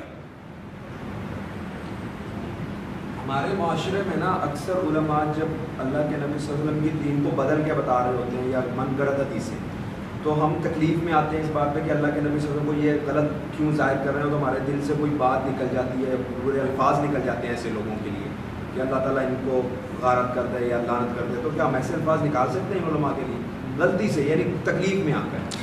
اگر تو بے اختیار نکل گئے ہیں تو پھر تو انشاءاللہ کوئی حرج نہیں ہے۔ تو ویسے آپ دعا کریں کہ یا اللہ ان کو ہدایت دے، ان کو سمجھ دے، اور اگر ہو سکے تو عالم دین کو نصیحت کریں، اگر ممکن ہو تو، اگر جان کا خطرہ نہ ہو تو۔ جی اور صاحب ایک اور بات ہے کہ یہ اگر ایک شخص نے آپ کے ساتھ غلط کام کیا، مطلب کہ جھوٹ بولا آپ کے ساتھ یا کوئی دھوکہ بازی کی، اب یہ کہ آپ اپنے دوسرے بھائیوں کو اس سے بچانا چاہتے ہیں، تو اگر آپ ان کو بتاتے ہیں کہ بھائی یہ شخص سے آپ تھوڑا بچ کے رہیں، تو کیا یہ بھی اس کی غیبت چغلی ہے یا مطلب اس کے ساتھ مطلب اس کی؟ یہاں اس کا دار و مدار آپ کی نیت پہ ہے۔ آپ مجھے کیوں بتا رہے ہیں؟ کیا اس کے اوپر غصہ نکال رہے ہیں اس لیے، یا آپ کو لگا کہ میں بھی اس سے کاروبار کرنے لگا ہوں تو آپ نے کہا بھی اس کو بتا دوں، سمجھا دوں تاکہ یہ اس کے ساتھ کاروبار نہ کرے؟ اگر آپ مجھے نقصان سے بچانا چاہتے ہیں، میری نصیحت چاہتے ہیں، تو کوئی مسئلہ نہیں ہے۔ لیکن اگر آپ کا مقصد ہے اس کو ذلیل کرنا تو یہ اور چیز ہو جائے گی۔ جی ہاں، ایک آدمی کو سجدہ کرنے والے کو سمجھایا تو اس نے کہا کہ میں تسبیح نہیں پڑھتا، سجدہ تب ہوگا جب سبحان ربی یا اللہ یہ پڑھتے ہیں، تو اس کو کیا جواب دیں؟ یہ بڑی عجیب بات ہے۔ کچھ لوگ کہتے ہیں کہ یہ جو کچھ لوگ مزار کے سامنے جھکتے ہیں نا، یہ چوکھٹ کو بوسہ دے رہے ہیں، سجدہ نہیں کر رہے۔ اچھا یہ سجدہ پھر کسے کہتے ہیں؟ کیا کافر کا سجدہ وہ ہوگا جو ہماری طرح ہو کہ جناب نیچے اس نے ہاتھ رکھے ہوں اور جناب والا بازو اٹھائے ہوئے ہوں؟ وہ تو مسلمان ہی نہیں ہے۔ تو کافروں کا سجدہ کیا ہوتا ہے؟ یہی تو سجدہ ہے۔ زمین پہ اس نے پیشانی لگا دی ہے، پیچھے کیا رہ گیا ہے؟ تو سبحان ربی الاعلیٰ کیا وہ کوئی مسلمان ہے کہ سبحان ربی الاعلیٰ پڑھے گا؟ یہ عام بات کر رہا ہوں، کسی خاص آدمی کی طرف اشارہ نہیں ہے، سب کے لیے یہ بات ہے۔ تو کافروں کا سجدہ کیا ہوتا ہے؟ یہی ہوتا ہے کہ وہ نیچے جھک جاتے ہیں، نیچے وہ پیشانی اپنی زمین پہ لگا لیتے ہیں، یہ ان کا سجدہ ہے۔ اور اللہ کے علاوہ کسی اور کے لیے سجدہ بھی غلط ہے، رکوع بھی غلط ہے، دونوں غلط ہیں۔ یہ عالم اگر زمین پہ بیٹھے ہو ان کو جھک کے ملنا،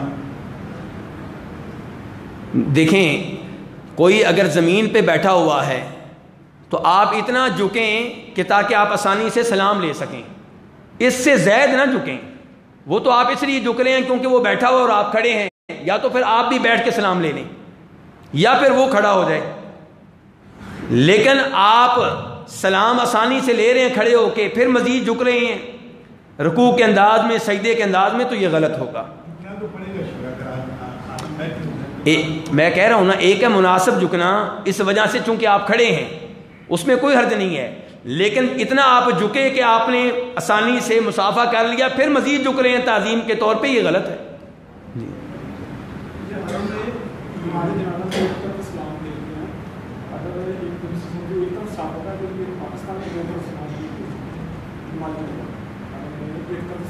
جی جی، یہ بھائی کہتے ہیں کہ جنازے کے آخر میں مسجد نبوی، مسجد حرام میں ایک طرف سلام پھیرتے ہیں، یہاں پہ دو طرف، تو ایسا کیوں ہے؟ میرے بھائی دونوں چیزیں حدیث سے ثابت ہیں۔ ایک سلام پھیرنے کی حدیث وہ ہے جسے امام حاکم، امام بہقی، دارقطنی روایت کرتے ہیں جناب ابو ہریرہ سے، بلکہ ایک سلام پھیرنے کی حدیث دو سلام پھیرنے کی حدیث کے مقابلے میں زیادہ مضبوط ہے، زیادہ صحیح ہے، ورنہ دونوں چیزیں ثابت ہیں، جو امام کرے آپ اس کے اوپر عمل کر لیں۔ ٹھیک ہے جی، ہاں جی، ہاں، سود لینا حرام ہے،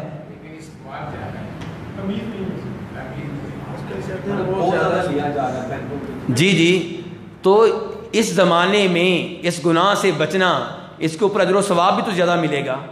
بچنا مشکل ہے سود سے، اس کے باوجود آپ اپنے آپ کو بچائیں گے کیونکہ گناہ بہت بڑا ہے۔ فاولئک اصحاب النار، سود لینے والے جہنمی ہیں، ہم فیہا خالدون، وہاں پہ ہمیشہ ہمیشہ رہیں گے، اور یہ اللہ سے اعلان جنگ ہے، اللہ کے رسول سے اعلان جنگ ہے، اور آپ جانتے ہیں کہ جو بچنا چاہے اللہ اس کو بچاتا ہے، اور کتنے لوگ ہیں جو بچے ہوئے ہیں۔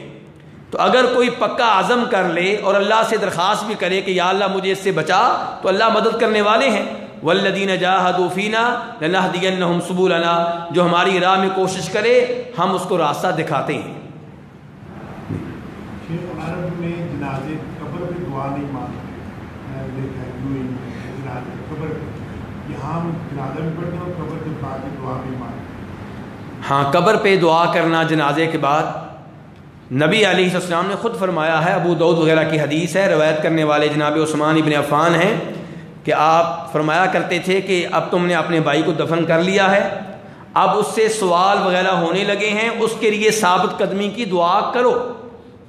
تو یہ تو اللہ کے رسول نے خود حکم دیا ہے، تو یہ دعا کرنی چاہیے اس موقع پہ، لیکن وہ 40 قدموں کے فاصلے پہ، 70 قدموں کے فاصلے پہ قبرستان سے باہر نکل کے اجتماعی دعا وغیرہ یہ چیزیں ثابت نہیں ہیں۔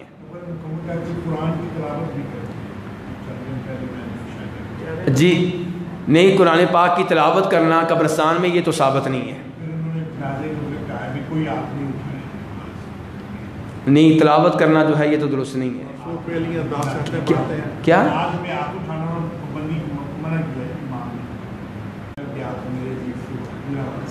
ہاں، تو میرے بھائی جنازے میں جو رفع الیدین کرنا ہے یہ بذات خود نبی علیہ الصلوۃ والسلام سے کسی صحیح حدیث سے ثابت نہیں ہے، لیکن جناب عبداللہ بن عمر سے ثابت ہے، اور امام بہقی نے اس روایت کو بیان کیا ہے، امام دارقطنی نے بیان کیا ہے، اور یہ روایت صحیح ہے کہ عبداللہ بن عمر جنازے میں رفع الیدین کیا کرتے تھے۔ اب اللہ کے رسول کی طرف سے خاموشی ہے، ضعیف روایت موجود ہے کہ آپ رفع الیدین کرتے تھے، اور یہ کہیں نہیں آیا کہ نہیں کرتے تھے۔ عبداللہ بن عمر صحابی سے آ گیا کہ وہ کرتے تھے، تو یہی امید ہے کہ عبداللہ بن عمر نے اللہ کے رسول کو دیکھا ہوگا رضی اللہ تعالیٰ عنہ، اس لیے جنازے میں رفع الیدین کر لینا اچھی بات ہے، لیکن اگر کوئی جنازے میں رفع الیدین نہیں کرتا تو انشاءاللہ اس میں کوئی حرج نہیں ہے، یہ عام نماز کے مقابلے میں ہلکا معاملہ ہے۔ عیدین کی نماز میں رفع الیدین کرنا چاہیے۔ جی جی یہ جو فرمان میں نماز کے بعد اللہ اکبر نہیں کہتا، کیا وجہ ہے؟ ہم نے تو اللہ اکبر کہتے ہیں۔ یہ بھائی کہتے ہیں کہ حرمین میں نماز کے بعد اللہ اکبر نہیں کہتے، استغفر اللہ کہتے ہیں، یہی کہنا چاہتے ہیں نا؟ تو میرے بھائی حدیث موجود ہے، عبداللہ ابن عباس وغیرہ کہتے ہیں کہ نبی علیہ الصلوۃ والسلام نماز کے آخر میں سلام پھیرتے تھے، تو ہمیں آپ کے سلام پھیرنے کا علم تب ہوتا تھا جب اللہ اکبر کی آواز آتی تھی، تو اس لیے نماز کے فوراً بعد اللہ اکبر کہنا چاہیے۔ عبداللہ ابن عباس یہ کہنا چاہتے ہیں کہ کئی دفعہ ہم پیچھے ہوتے تھے، اللہ کے رسول کی آواز السلام علیکم کی نہیں پہنچتی تھی، جب اللہ اکبر کی آواز آتی، مسجد گونجتی، تو ہمیں پتہ چلتا کہ سلام پھر گیا ہے، تو اللہ اکبر کہنا چاہیے۔ لیکن کچھ علماء کرام یہ سمجھتے ہیں کہ تکبیر اللہ اکبر، عبداللہ ابن عباس نے کہا ہے کہ ہمیں اللہ کے رسول کے سلام پھیرنے کا علم ہوتا تھا تکبیر سے۔ تکبیر کا معنی اللہ کی بڑائی بیان کرنا، یعنی کہ اللہ کا نام لینا، تو وہ کہتے ہیں اس سے مراد پھر استغفر اللہ ہی ہے، تو یہ ان کی رائے ہے بہرحال، لیکن ہم حدیث کے ظاہر پہ عمل کرتے ہوئے اللہ اکبر کہیں گے اور کہتے ہیں۔ سعودی عرب میں نا حرمین شریف میں جب سلامی کے انتظام ہوتا ہے قرآن پاک کا، تو وہاں پر تکمیل قرآن کے وقت ساتھ دعا شروع ہو جاتی ہے، ہمارے ہاں یہاں ایسا نہیں ہے، تو اس کی ضرورت جی بھائی کہتے ہیں کہ تراویح کی نماز میں جب قرآن پاک ختم ہو تو اس کے آخر میں اسی موقع پہ دعا کرنا، ختم قرآن کی دعا، یہ کیسا ہے؟ تو میرے بھائی یہ نبی علیہ الصلوۃ والسلام سے ثابت نہیں ہے، اور سعودی عرب کے بھی بہت سے علماء کرام اس سے روکتے ہیں۔ جناب انس ابن مالک وغیرہ کا جب قرآن پاک ختم ہوتا تھا نماز کے علاوہ، جب ان کا قرآن پاک ختم ہوتا تھا تو اپنے گھر والوں کو جمع کر کے اس موقع پہ دعا کیا کرتے تھے۔ لیکن مسئلہ یہ ہے کہ یہ نماز کے علاوہ ہے، نماز میں قرآن پاک ختم کر کے دعا کرنا اسی موقع پہ یہ ثابت نہیں ہے، اس لیے اس سے بچنا چاہیے۔ یہ تہجد کی نماز کے لیے سونا ضروری ہے؟ صحیح بات یہ ہے کہ تہجد کی نماز کے لیے سونا ضروری نہیں ہے۔ عشاء کی نماز کے بعد سے لے کر فجر کے طلوع ہونے تک جب بھی آپ کوئی نماز پڑھیں گے، نفل پڑھیں گے، وہ تہجد کی نماز ہے۔ اب اگر یہ نفل آپ رات کے آخری حصے میں پڑھیں گے تو زیادہ افضل ہیں، اگر پہلے حصے میں پڑھ لیں گے تو اللہ کے رسول نے رات کے پہلے حصے میں بھی پڑھے ہیں، درمیان میں بھی پڑھے ہیں، رات کے آخر میں بھی آپ نے پڑھے ہیں۔ جی ہاں،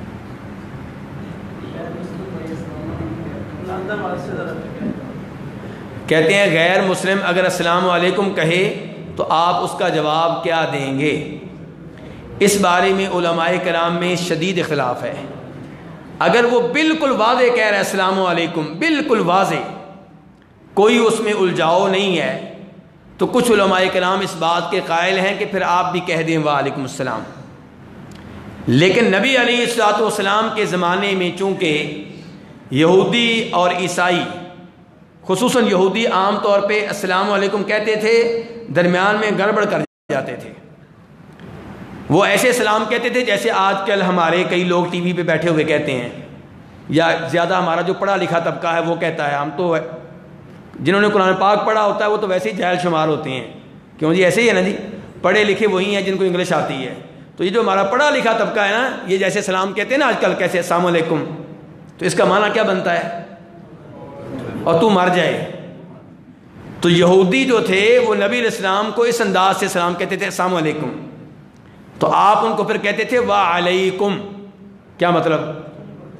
تمہارے اوپر بھی وہی ہو جو میرے لیے تم نے کہا ہے، جو بھی کہا ہے، یعنی کہ اگر صاف صاف سلام کہا ہے کہ سلامتی نازل ہو تو تمہارے اوپر بھی سلامتی نازل ہو، اور اگر تم نے مجھ سے کہا ہے کہ تمہارے اوپر موت نازل ہو تو میں بھی تمہارے لیے یہی کہہ رہا ہوں جو تم نے میرے لیے کہا ہے۔ تو اس لیے عام طور پہ علماء کرام کا یہ فتویٰ ہے کہ یہودی اور عیسائی اگر السلام علیکم کہیں تو آپ کہیں وعلیکم۔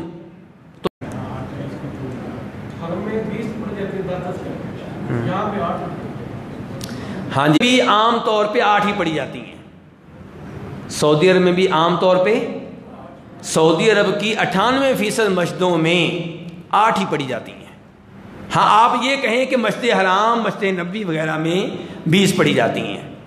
تو میرے بھائی آپ کون ہیں؟ پہلے میرا سوال یہ ہے، اگر تو آپ تو پھر میں آپ کو حدیث بتاؤں گا، بخاری شریف کی حدیث ہے، جناب عائشہ رضی اللہ تعالیٰ عنہا سے سوال ہوا کہ نبی علیہ الصلوۃ والسلام کی رمضان میں رات کی نماز کیسے ہوتی تھی؟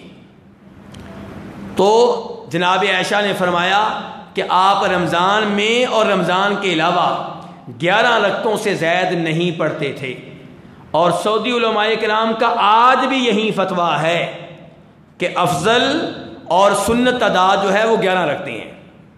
سرکاری علماء کرام کا آج بھی یہی فتویٰ ہے کہ افضل تعداد کتنی ہے، سنت تعداد کتنی ہے، 11، لیکن ان کا یہ کہنا ہے کہ 11 سے زائد پڑھنی جائز ہیں، افضل نہیں کہہ رہے، کیا کہہ رہے ہیں؟ جائز، 11 سے کم پڑھنی جائز ہیں، اور کہتے ہیں افضل 11 ہی ہیں۔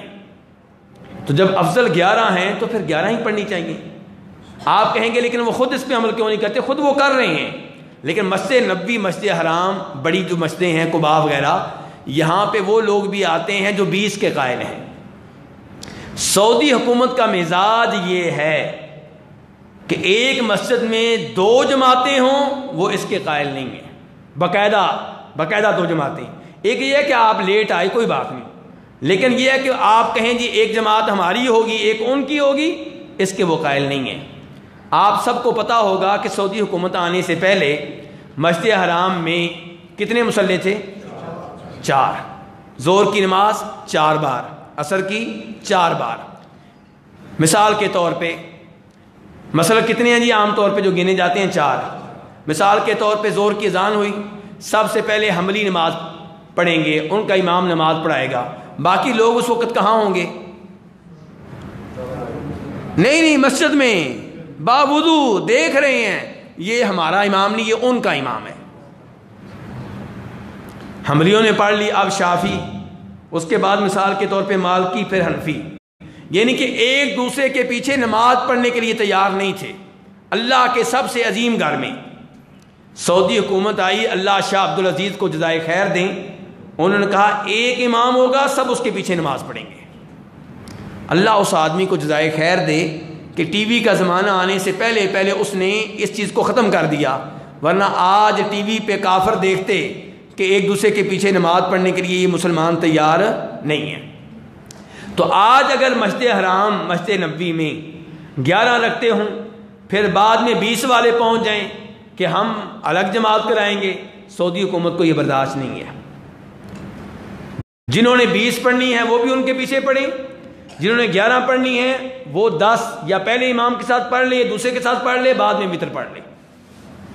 تو یہ طریقہ ہے، اور عام طور پہ سعودی عرب میں کیا ہو رہا ہے میں بتا رہا ہوں، 11 رکھتے ہیں عام طور پہ سعودی عرب میں۔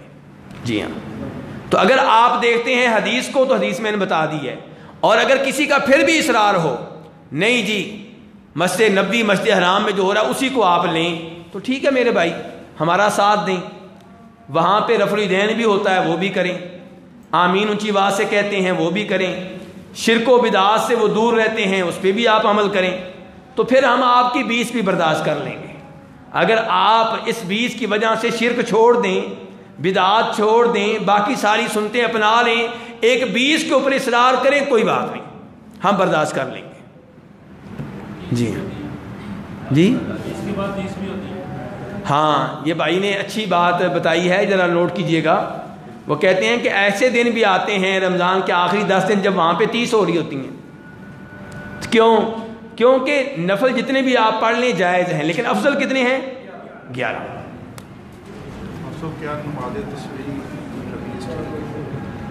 یہ بھائی پوچھ رہے ہیں نماز تسبیح کا تذکرہ جس حدیث میں آیا کیا وہ حدیث ثابت ہے؟ اس بارے میں کافی اختلاف ہے، اور حافظ ابن حجر، شیخ البانی وغیرہ جو حدیث کے بہت بڑے ماہر ہیں، دونوں کا یہ موقف یہ ہے کہ یہ حدیث ثابت ہے، حسن درجے کی ہے، کوئی نماز تسبیح پڑھنا چاہے تو پڑھ سکتا ہے، لیکن جماعت کروانا یہ ثابت نہیں ہے۔ عام طور پہ پاکستان انڈیا میں یہی ہو رہا ہے نا، رمضان کے مہینے میں جماعتیں ہو رہی ہیں نماز تسبیح کی، کہیں پہ عورتوں کہیں پہ مردوں کی، یہ ثابت نہیں ہے۔ جس نے پڑھنی ہے انفرادی طور پہ پڑھ لے۔ جی جب آپ صلی اللہ علیہ وسلم معراج پر تشریف فرما ہوئے اس وقت نماز کا تحفہ ملا، اور اس تحفے میں اسلام کے لیے التحیات آپ کو خاص تحفہ ملا، حضرت عبداللہ ابن مسعود رضی اللہ تعالیٰ عنہ یہ روایت جو مستعمل ہے التحیات کو پڑھ رہے ہیں، اور وہی عبداللہ ابن مسعود صحیح بخاری میں کتاب الاستئذان کے اندر وہ ذکر ہے ان کی روایت کا کہ آپ صلی اللہ علیہ وسلم جب آپ ہمیں حیات تھے ہم التحیات میں السلام علیکم ایھا النبی پڑھتے تھے، جب آپ بات پا گئے السلام علی النبی پڑھنا شروع کر دیا، ایھا النبی چھوڑ دیا، تو ہم اسی طرح پڑھ رہے ہیں، وہ اجماعاً صحابہ ایھا کو چھوڑ دیتے ہیں، یہ ندا کا لفظ ہے۔ اچھا، یہاں پہ 2 چیزیں ہیں، ایک تو ہم بھائی نے بھی اشارہ کیا ہے، اور واٹس ایپ میں کے ذریعے یہ میسج بہت پھیلتا ہے لوگوں میں، کیا کہ التحیات کب کا تحفہ ہے؟ معراج کا۔ جو بھائی یہ معلومات رکھتے ہیں ذرا ہاتھ کھڑا کریں، جو بھائی اس سے پہلے یہ معلومات رکھتے ہیں کہ یہ معراج کا تحفہ ہے، ذرا ہاتھ کھڑا کریں، شرماتے کیوں ہیں؟ تو یہ آپ کی معلومات غلط ہیں، یہ کہنا کہ التحیات معراج کا تحفہ ہے یہ بالکل غلط ہے۔ وہ جو کہانی گھڑی گئی ہے نا کہ جی اللہ کے رسول گئے، ایک جملہ آپ نے پڑھا، پھر ایک جملہ اللہ نے کہا، پھر ایک جملہ جبریل نے کہا، وہ کہانی گھڑی گئی ہے، اس کا کوئی ثبوت نہیں ملتا۔ التحیات کی حدیث صحیح ہے، بخاری شریف میں ہے جیسا کہ بھائی نے کہا ہے، لیکن یہ کہنا کہ یہ معراج کا تحفہ ہے اور اس کے پیچھے ایک پس منظر ہے، اللہ کے رسول کے درمیان مکالمہ ہوا تھا، یہ بات غلط ہے۔ اتحیات کی حدیث صحیح ہے، بائی کا سوال لیکن یہ نہیں ہے، یہ تو ویسے میں نے وضاحت کر دی ہے کیونکہ سوال میں انہوں نے یہ بات ذکر کی تھی۔ سوال ان کا یہ ہے کہ عبداللہ ابن مسعود یہ کہتے ہیں، بخاری شریف کی حدیث ہے کہ جب نبی علیہ السلام فوت ہو گئے تو ہم نے السلام علیکہ ایھا النبی کی جگہ پہ السلام علی النبی کہنا شروع کر دیا تھا۔ دونوں میں فرق کیا ہے؟ کون بتائے گا؟ بھی بچوں میں سے کوئی بتائے گا؟ السلام علیکہ ایھا النبی کا معنی کیا ہے کہ اے نبی آپ پہ سلامتی نازل ہو، یعنی کہ اللہ کے رسول کو مخاطب کیا جا رہا ہے۔ تو یہ کہتے تھے آپ کی زندگی میں، جب فوت ہو گئے عبداللہ ابن مسعود کہتے ہیں پھر ہم کہا کرتے تھے السلام علی النبی، نبی علیہ الصلوۃ والسلام پہ سلامتی نازل ہو، آپ کو مخاطب کرنا ترک کر دیا۔ تو اب ہم کیا کریں؟ کیوں جی میرے بھائی، ہم وہی لفظ کہیں گے جو اللہ کے رسول نے سکھائے ہیں۔ کیا سکھائے ہیں آپ نے؟ السلام علیکہ ایھا النبی، لیکن عقیدہ ٹھیک ہونا چاہیے۔ صحابہ کرام نے آپ کے فوت ہونے کے بعد مخاطب کرنا کیوں ترک کر دیا؟ کیونکہ عقیدہ یہ تھا کہ اب آپ فوت ہو گئے ہیں، اب آپ سنتے نہیں ہیں، اب آپ سنتے نہیں ہیں۔ تو ہمارا عقیدہ اب ٹھیک ہونا چاہیے کہ ہمارا سلام کن کے ذریعے پہنچتا ہے؟ فرشتوں کے ذریعے۔ خود سننے والی کوئی چیز ثابت نہیں ہے۔ یہ کہنا کہ آپ خود سلام سنتے ہیں یہ غلط ہے۔ یہ کہنا کہ حاضر ناظر ہیں، موجود ہیں، سن رہے ہیں، عالم الغیب ہیں، دیکھ رہے ہیں، یہ عقیدہ نہیں ہونا چاہیے۔ عقیدہ صحیح ہو پھر آپ کہیں السلام علیکہ ایھا النبی، اور آپ کا مطلب یہ ہو کہ میرا یہ سلام فرشتے پہنچا دیں گے، میرا میسج، میرا پیغام، کوئی مسئلہ نہیں ہے۔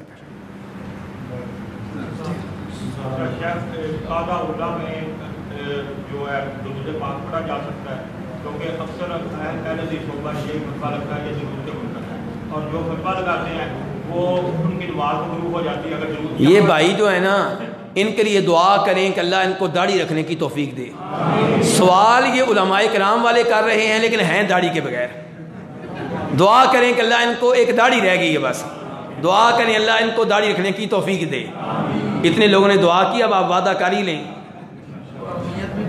جی جی جی ہاں، تو سوال کیا تھا دوبارہ؟ ہاں، سوال ان کا یہ ہے کہ پہلے اتحیات میں درود پڑھ سکتے ہیں؟ کیوں جی پڑھ سکتے ہیں، بالکل پڑھ سکتے ہیں۔ پہلی بات یہ ہے کہ نبی علیہ الصلوۃ والسلام نے درود پڑھنے کا جو حکم دیا ہے اس میں یہ نہیں آیا کہ پہلا اتحیات یا دوسرا اتحیات۔ دوسرے نمبر پہ نسائی وغیرہ کی حدیث ہے کہ نبی علیہ الصلوۃ والسلام نے 9 رکعتیں ادا کی۔ کتنی رکعتیں؟ اور اس میں آپ نے 2 تحیات کیے، 2 دفعہ تحیات میں بیٹھے، ایک 8ویں رکعت میں اور ایک 9ویں رکعت میں۔ تو 8ویں رکعت کے بارے میں آتا ہے اس حدیث میں کہ آپ نے اس میں بھی درود پڑھا۔ تو اس سے پتہ چلا کہ پہلے اتحیات میں بھی درود پڑھ سکتے ہیں، پڑھنا چاہیے۔ تو الحمدللہ ہم تو دوسرے اتحیات کیا پہلے اتحیات میں بھی درود کے قائل ہیں۔ پھر بھی کوئی ہمارے بارے میں کہے درود کے منکر ہیں تو اس کی مرضی ہے۔ ایسے ہی ہم جنازے میں کہتے ہیں کہ پہلی تکبیر کے بعد امام بھی فاتحہ پڑھے، مقتدی بھی پڑھے۔ کون کون پڑھے؟ امام بھی، مقتدی بھی۔ اور ایک منٹ توجہ۔ اور دوسری تکبیر کے بعد امام بھی درود پڑھے، مقتدی بھی پڑھے۔ اور ہم ہمارے بارے میں کہتے ہیں جی مر گیا مردود، نہ فاتحہ نہ درود۔ ہم تو کہہ رہے ہیں مقتدی بھی پڑھے، فاتحہ بھی پڑھے، درود بھی پڑھے۔ اور جو کہتے ہیں کہ مقتدی نہ پڑھے وہ کہتے ہیں جی ہم درود والے ہیں۔ بریلوی کی مسجد میں باجماعت نماز پڑھنی چاہیے، بریلوی کا نماز کے پیچھے۔ یہ بھائی نے ایک خاص مسلک کا نام لیا ہے اور پوچھا ہے کہ ان کے پیچھے نماز پڑھنی چاہیے۔